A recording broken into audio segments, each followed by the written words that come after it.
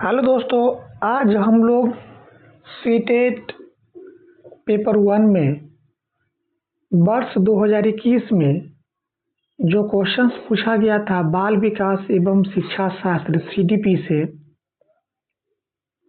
उस प्रश्न को पढ़ेंगे। यह आपका प्रीवियस ईयर क्वेश्चंस है। यदि आपको सीटेट की एग्ज़ाम पास करना है तो प्रीवियस ईयर क्वेश्चंस आपके लिए रामबाण साबित होगी।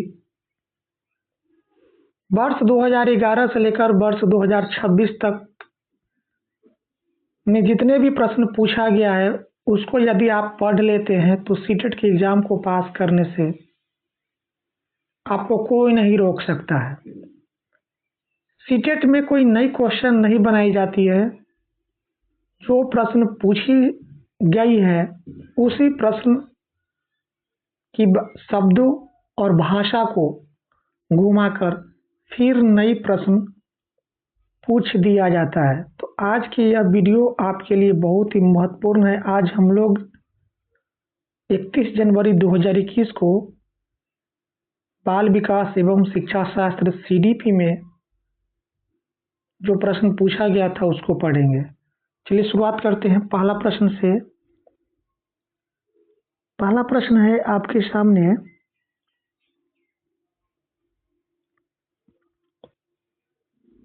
प्रश्न है विविध पृष्ठभूमियों के अधिगमकर्ताओं को संबोधित करने हेतु एक अध्यापक को क्या करना चाहिए। विविध पृष्ठभूमि, इसका मतलब है कि अलग अलग बोली बोलने वाले, अलग अलग संस्कृति को मानने वाले जो छात्र हैं उसको संबोधित करने के लिए एक मास्टर को क्या करना चाहिए। ऑप्शन दिया है। पहला ऑप्शन है सभी के लिए मानकीकृत आंकड़ों का इस्तेमाल करना चाहिए। देखिए, मानकीकृत यह जो आपका वर्ड है नेगेटिव वर्ड है। कई सारे क्वेश्चंस का आंसर आप टैग वर्ड से भी बना सकते हैं। मानकीकृत जो होता है सभी के लिए एक ही समान का प्रश्न पूछना, चाहे वह बच्चा तेज हो या कमजोर हो, सभी के लिए एक ही समान का प्रश्न देना, यही आपका होता है मानकीकृत। तो मानकीकृत आकलन का इस्तेमाल करना, इसका मतलब है कि रट्टा मार टेस्ट, सबको एक ही लाठी से हाँकना। तो यह आपका ऑप्शन बिल्कुल गलत हो जाएगा। जहां भी मानकीकृत लिखा हुआ मिले समझ जाइए वह क्या होगा, गलत होगा। दूसरा ऑप्शन है ऐसे कथनों का इस्तेमाल करना चाहिए जो नकारात्मक रूढ़िबद्ध धारणाओं को मजबूत करने। देखिए, ऐसे कथनों का इस्तेमाल करना चाहिए जो नकारात्मक रूढ़िबद्ध धारणाओं को मजबूत करे। तो बच्चों में भेदभाव और पूर्वाग्रह को आप बढ़ाएंगे, यह बिल्कुल गलत बात है। तो यह भी ऑप्शन आपका गलत है।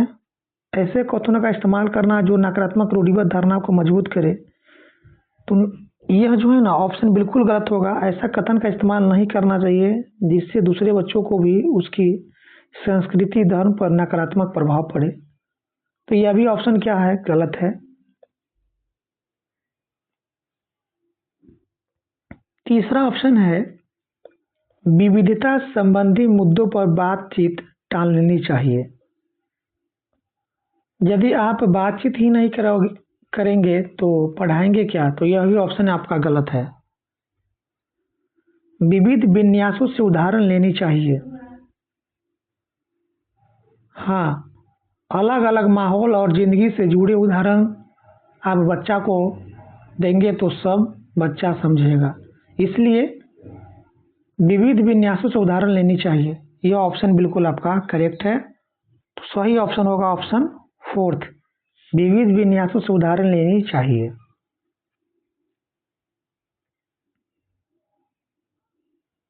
दूसरा प्रश्न है, सेकंड प्रश्न है आपके सामने।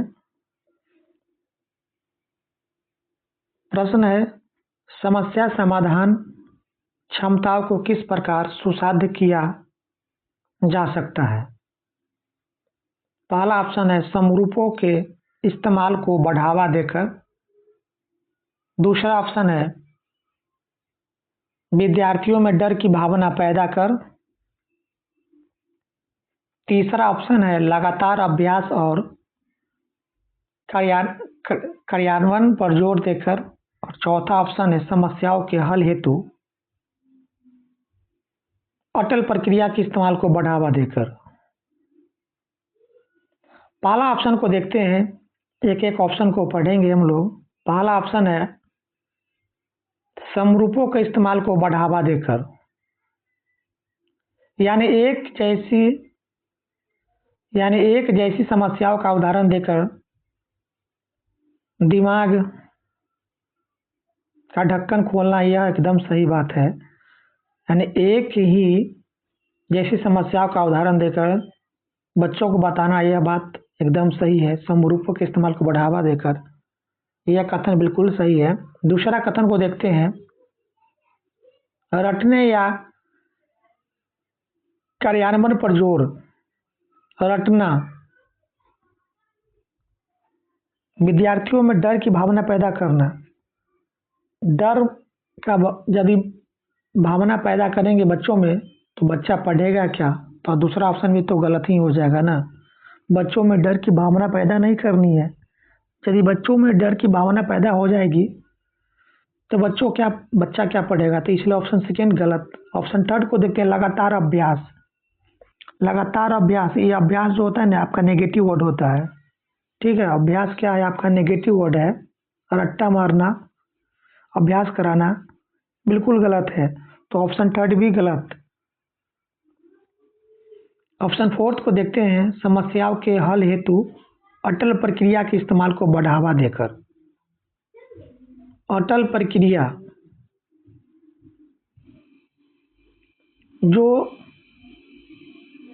जिसका कोई हल ही ना हो, जो हिले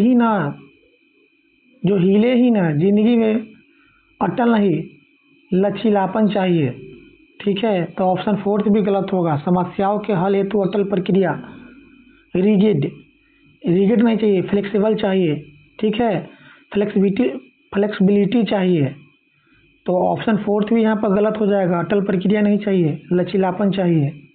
तो दिया गया ऑप्शन के अनुसार आपका फर्स्ट ऑप्शन सही होगा, समरूपों के इस्तेमाल को बढ़ावा देकर। समस्या समाधान क्षमता को किस प्रकार सुसाध्य किया जा सकता है। तो समरूपों के इस्तेमाल को बढ़ावा दे करके। बच्चों में डर की भावना पैदा नहीं करना है, अभ्यास नहीं कराना है, अटल प्रक्रिया का इस्तेमाल नहीं करना है। ठीक है, तो बाकी का 3 ऑप्शन यहाँ पर जो है दिया हुआ आपका गलत है। आपका फर्स्ट ऑप्शन सही होगा, समरूपों के इस्तेमाल को बढ़ावा देकर। ठीक है, यानी एक ही समस्याओं का उदाहरण देकर बच्चों को बताना, ये क्या है आपका समरूपों का इस्तेमाल को बढ़ावा देना होता है।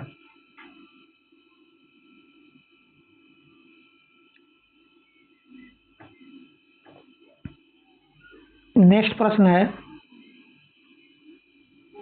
अधिगम कठिनाइयों से जूझते छात्रों की जरूरतों को संबोधित करने के लिए एक अध्यापक को क्या नहीं करना चाहिए। क्या नहीं करना चाहिए यह आपसे पूछा गया है, यानी इसमें कौन सा ऑप्शन गलत होगा। अधिगम कठिनाइयों से जूझते हुए छात्र के लिए एक शिक्षक को क्या नहीं करना चाहिए। अधिगम माने सीखना होता है। जो बच्चा सीखने में कठिनाई को महसूस कर रहा है उसके लिए एक टीचर को, एक अध्यापक को, एक मास्टर को क्या नहीं करना चाहिए। पहला ऑप्शन दिया है व्यक्तिगत शैक्षिक योजना बनाना। हाँ, व्यक्तिगत शैक्षिक योजना बनाना। बच्चा अधिगम कठिनाई से जूझ रहा है, यानी उसको सीखने में कहाँ प्रॉब्लम हो रही है, इसके लिए व्यक्तिगत शैक्षिक योजना बनाना, यह बात आपका बिल्कुल सही होगा। दूसरा ऑप्शन है शिक्षा शास्त्र और आकलन की जटिल संरचना का प्रयोग। जटिल संरचना ये आपका नेगेटिव वर्ड है। बच्चा तो पहले से ही सीखने में कठिनाई महसूस कर रही है और उसके लिए आप जटिल संरचना का प्रयोग करेंगे तो यह आपका नियम क्या है, बिल्कुल गलत है। ठीक है, तो ऑप्शन सेकेंड यहाँ पर क्या हो जाएगा, गलत हो जाएगा। ठीक है, शिक्षा शास्त्र बच्चों को पढ़ाने के लिए आकलन की जटिल संरचना का प्रयोग करेंगे और बच्चा पहले से ही अधिगम कठिनाई यानी सीखने में कठिनाई महसूस कर रहा है तो बच्चा सीख पाएगा नहीं, बच्चा भाग जाएगा। तो सेकेंड ऑप्शन क्या होगा, गलत हो जाएगा। ऑप्शन थर्ड दृश्य श्रव्य सामग्रियों का इस्तेमाल। देखिए, दृश्य श्रव्य सामग्री का इस्तेमाल ये तो बढ़िया बात है, लेकिन यहाँ पर अधिगम कठिनाई से संबंधित प्रश्न पूछा गया है तो दृश्य श्रव्य सामग्री का इस्तेमाल ये तो अच्छी बात है, लेकिन ये ऑप्शन भी गलत हो जाएगा। ऑप्शन फोर्थ संरचनात्मक शिक्षा शास्त्रीय उपागमों का इस्तेमाल करना, ये भी बढ़िया है। संरचनात्मक उपागम शिक्षण शास्त्रीय उपागमों का इस्तेमाल करना, यह भी सही बात है। तो क्या नहीं करना चाहिए, तो शिक्षा शास्त्र और आकलन की जटिल संरचना का प्रयोग नहीं करना चाहिए। ठीक है, नहीं करना चाहिए। ऑप्शन यहाँ पर क्या होगा, सेकेंड यहाँ पर करेक्ट आंसर होगा, यह नहीं करनी चाहिए। बाकी का 3 ऑप्शन सही है। व्यक्तिगत शैक्षणिक योजना बनाना चाहिए, ठीक है। उसके बाद दृश्य श्रव्य सामग्री का इस्तेमाल करना चाहिए। जो बच्चे देख नहीं सकता है, सुन नहीं सकता है, उसके लिए दृश्य श्रव्य सामग्री का इस्तेमाल करना चाहिए और संरचनात्मक शिक्षा शास्त्रीय उपागमों का इस्तेमाल करना चाहिए। बाकी का 3 ऑप्शन सही है, लेकिन एक ऑप्शन गलत है। बच्चों के लिए आकलन की जटिल संरचना का उपयोग नहीं करना चाहिए और यही पूछा गया था, क्या नहीं करना चाहिए। तो ऑप्शन यहाँ पर सेकेंड यहाँ पर करेक्ट आंसर होगा।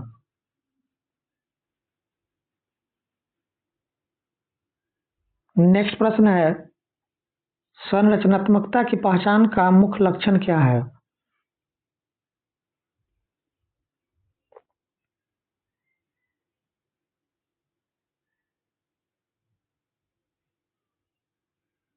तो इसका मुख्य लक्षण क्या ऑप्शन ही में दिया है यहाँ पर 4 ऑप्शन। पहला ऑप्शन है अति सक्रियता, दूसरा ऑप्शन है असतर्कता, तीसरा ऑप्शन है कम परिज्ञानता या बोधगम्यता और चौथा ऑप्शन है अपसारी चिंतन। देखिए, सवाल है आपका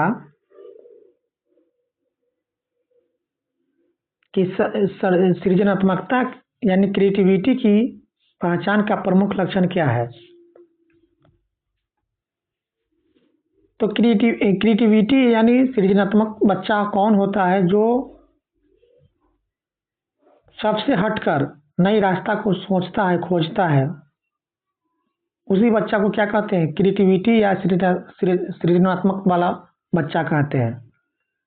तो पहला ऑप्शन है अति सक्रियता। तो अति सक्रियता से क्रिएटिविटी नहीं आती है, तो पहला ऑप्शन क्या होगा, गलत। असतर्कता, असतर्कता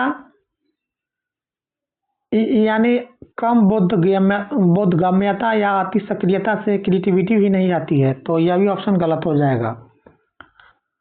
कम परिज्ञानता या बोधगम्यता, इससे भी क्रिएटिविटी नहीं आती है, ऑप्शन थर्ड भी गलत होगा। अपसारी चिंतन, हाँ यह सही है। अपसारी चिंतन यानी एक समस्या के 50 हल ढूंढना, यही असली क्रिएटिविटी है। ठीक है, तो ऑप्शन फोर्थ यहाँ पर सही आंसर होगा, अपसारी चिंतन जिसमें एक से अधिक समस्याओं का हल हो, उसी को क्या कहते हैं, उसी को कहते हैं अपसारी चिंतन। ठीक है, क्या कहते हैं, अपसारी चिंतन कहते हैं। तो ऑप्शन फोर्थ यहाँ पर सही आंसर हो जाएगा। क्रिएटिविटी का पहचान क्या है, तो अपसारी चिंतन है जिसमें एक समस्या का एक से अधिक हल हो, अपसारी चिंतन।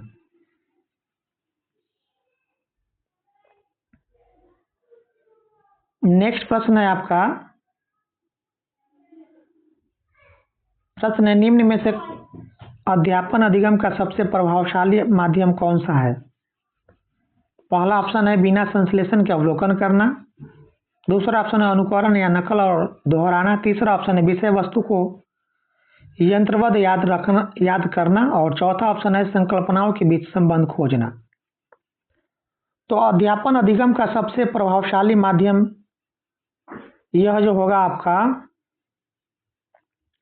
पहला ऑप्शन जो है आपका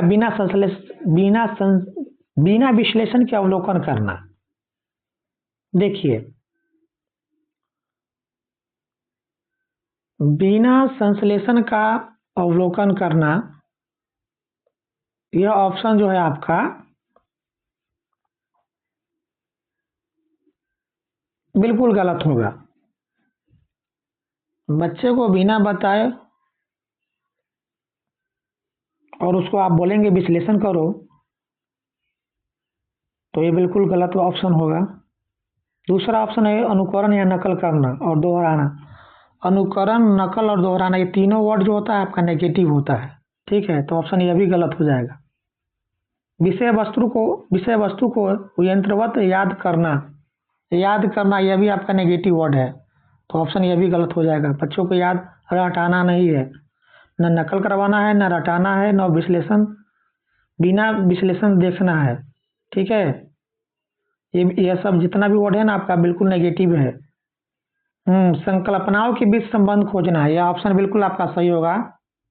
संकल्पनाओं के बीच संबंध खोजना, जब बच्चा एक विचार को दूसरे विचार से जोड़कर खुद समझता है तो वही जो होता है आपका असली पढ़ाई होती है। तो संकल्पनाओं के बीच संबंध खोजना, बच्चा खुद एक विचार को दूसरे विचार से जोड़कर समझता है तो वही क्या है आपका सबसे बेस्ट माना जाता है। तो ऑप्शन आपका फोर्थ यहाँ पर करेक्ट आंसर होगा, संकल्पनाओं के बीच संबंध खोजना।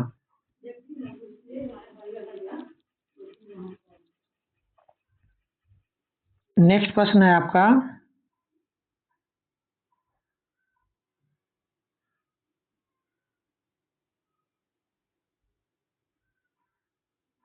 नेक्स्ट प्रश्न देखिए क्या है। नेक्स्ट प्रश्न क्या करता है? प्रश्न एक, अध्यापिका को दिए गए किसी कार्यकलाप में छात्रों की विभिन्न त्रुटियों का विश्लेषण करना चाहिए क्योंकि इसके आधार पर वह ज्यादा त्रुटियां करने वाले छात्रों को दूसरे छात्रों से अलग कर सकती है। दूसरा ऑप्शन, अधिगम केवल त्रुटियों के शोधन पर निर्भर है। तीसरा ऑप्शन है इसके आधार पर वह दंड की मात्रा निर्धारित कर सकती है। और चौथा ऑप्शन है त्रुटियों की समझ अध्यापन अधिगम प्रक्रिया के लिए अर्थपूर्ण है।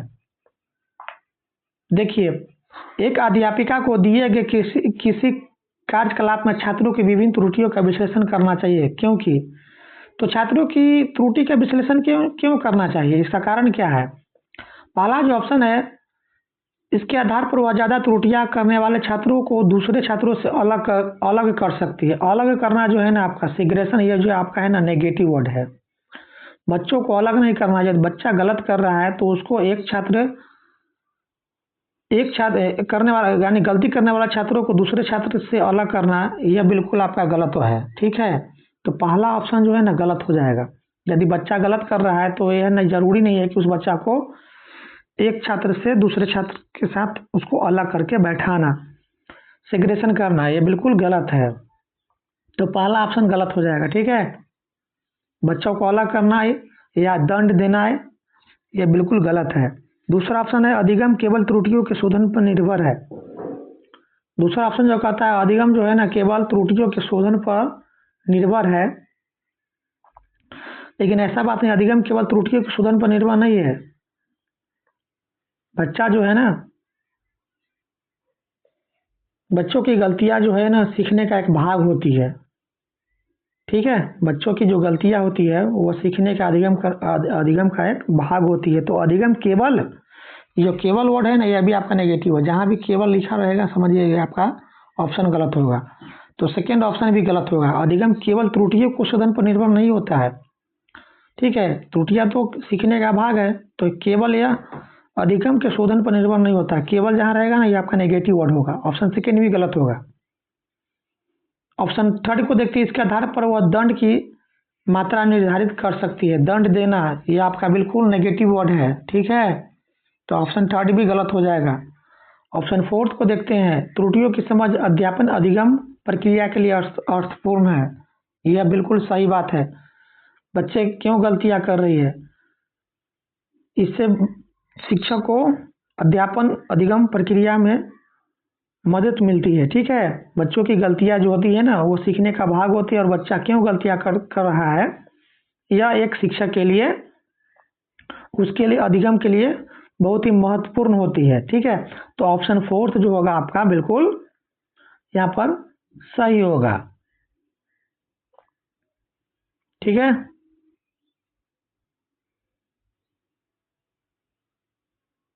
क्योंकि गलती का एनालिसिस करेंगे तभी पता चलेगा कि बच्चा कहाँ अटक रहा है, ठीक है। तो त्रुटियों की समझ होता है वो अधिगम प्रक्रिया के लिए अर्थपूर्ण होता है। बच्चों की गलतियाँ का एनालिसिस करके ही पता चलेगा कि बच्चा कहाँ अटक रहा है। तो बच्चा की जो गलतियाँ होती है वो सीखने का एक भाग होती है, और शिक्षक को पता चलता है कि बच्चा क्यों गलत कर रहा है, इसका कारण क्या है। तो त्रुटियों की समझ जो है आपका अध्यापन अधिगम प्रक्रिया के लिए अर्थपूर्ण है। तो दोस्तों, आज के वीडियो में हम लोग 31 जनवरी 2021 को बाल विकास एवं शिक्षा शास्त्र CDP में जो क्वेश्चंस पूछा गया था उसको पढ़े हैं, और इसमें बची हुई क्वेश्चंस हम नेक्स्ट वीडियो में लेकर आएंगे। तो आज की वीडियो में आज के लिए इतना ही। वीडियो देखने के लिए आपका बहुत बहुत धन्यवाद।